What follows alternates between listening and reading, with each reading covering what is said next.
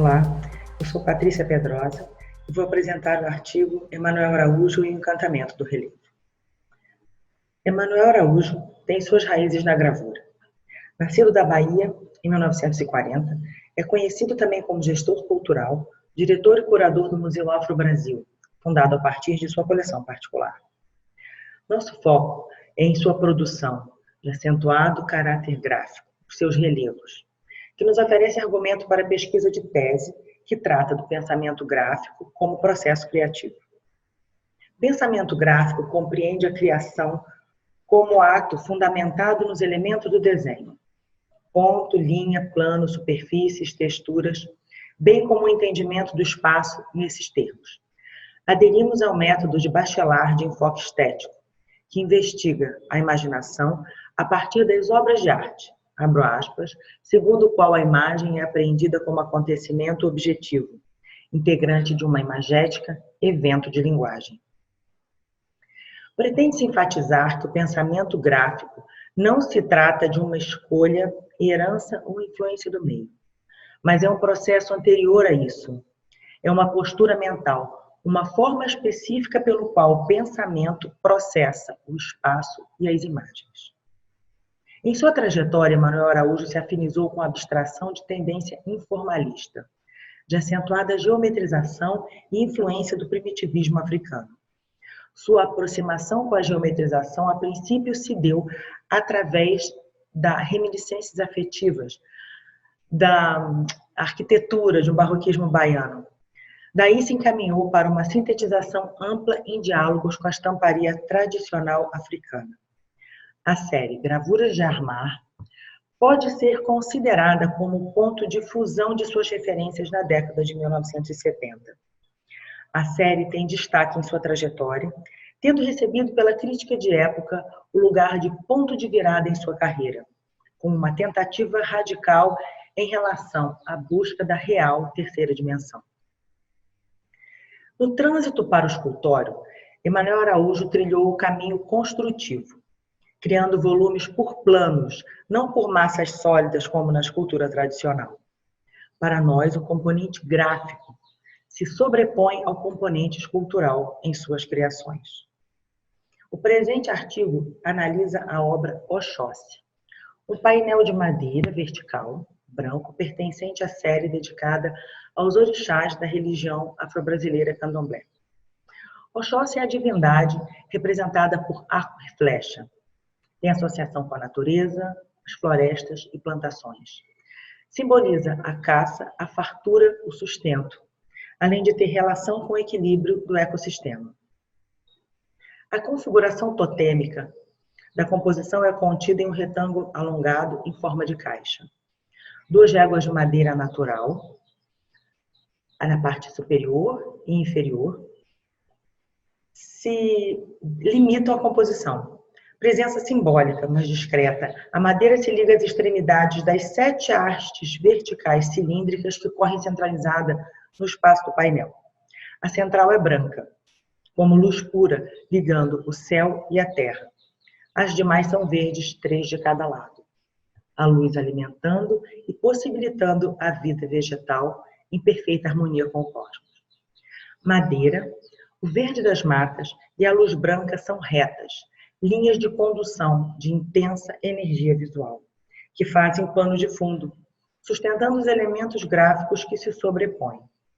3 triângulos vazados apontando para baixo. Os triângulos são perpassados pelas retas, sendo que 2 para baixo, simbolizando o feminino e a água. O triângulo faz alusão às várias tríades das cosmogonias diversas. Podemos também lembrar de início, meio e fim, corpo, alma, espírito, ou os 3 estados da matéria.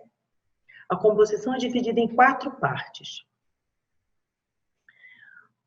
tendo os 2 triângulos inferiores apresentando uma forte sensação de direcionamento. O triângulo superior aponta para cima, representa o masculino e o elemento fogo. E nessa posição tensiona a composição ao direcionar o movimento pela proximidade do círculo de metal, bem ao centro, um pouco acima, que representa as insígnias do orixá. Esse elemento equilibra as formas de forma dinâmica, inserindo um novo elemento místico, o círculo, a representação da eternidade, perfeição e divindade, pois não tem princípio nem fim. Simboliza também o ciclo da vida, nascimento, morte e renascimento. A divindade, equilibrando as forças e os elementos da natureza e da vida, mediando os mundos.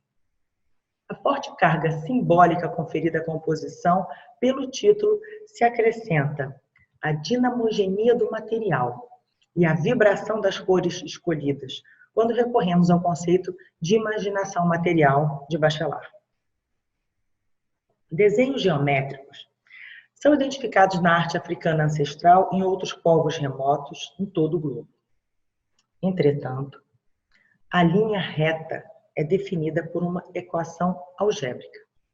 E os valores plotados em termos de coordenadas cartesianas têm como resultado uma linha perfeitamente reta. Essa é impossível desenhar à mão livre. E por esse motivo, o antropólogo Tim Ingold a denomina como linha da cultura.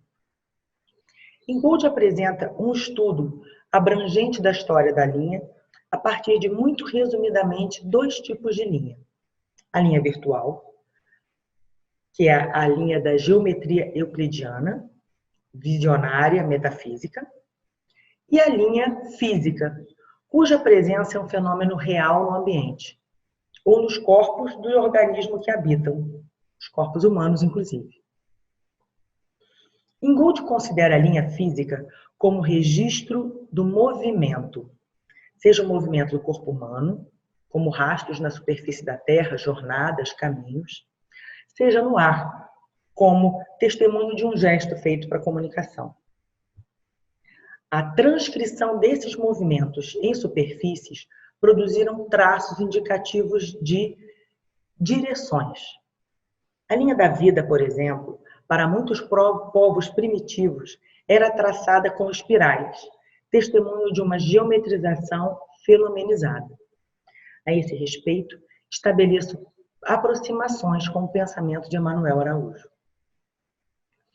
Nas sociedades ocidentais, as linhas retas se tornaram onipresentes, emergindo como ícone da modernidade, um índice do triunfo racional. A implacável dialética dicotomizada do pensamento moderno tem associado retidão com a mente em oposição à matéria, racionalidade em oposição à percepção sensorial, intelecto contra intuição, ciência contra conhecimento tradicional, masculino contra feminino, civilização em oposição ao primitivismo e, no nível mais generalizado, cultura em oposição à natureza. Na composição Oxóssi, os olhos são direcionados pelos sentidos das linhas e formas, numa percepção visual associada à sensação dos movimentos pelo corpo, conforme o pensamento de Ingold. E não somente as formas, mas a materialidade fala ao nosso corpo que sente a potência da matéria, que conforma esses movimentos lineares num jogo de forças visuais. A sua obra resulta da africanidade em sua face ancestral e da brasilidade em sua face moderna. É a síntese de suas raízes híbridas, porque, abro aspas, a ideia da África que nós temos é uma ideia nascida no Brasil, segundo Emanuel Araújo. E sua obra desfralda essa clareza de ser e seu lugar de fala. Sua vivência internalizada de África se materializa em obra de configuração contemporânea de linearidade geométrica. A imagem é o ponto comum aos 2 mundos, Ocidente e Oriente. As formas geométricas, o que os aproxima. A natureza da linha, o que os diferencia. E a arte de Emanuel Araújo os concilia e atualiza. Emanuel Araújo é um homem de sínteses. Há objetividade em sua poética. Muito obrigada.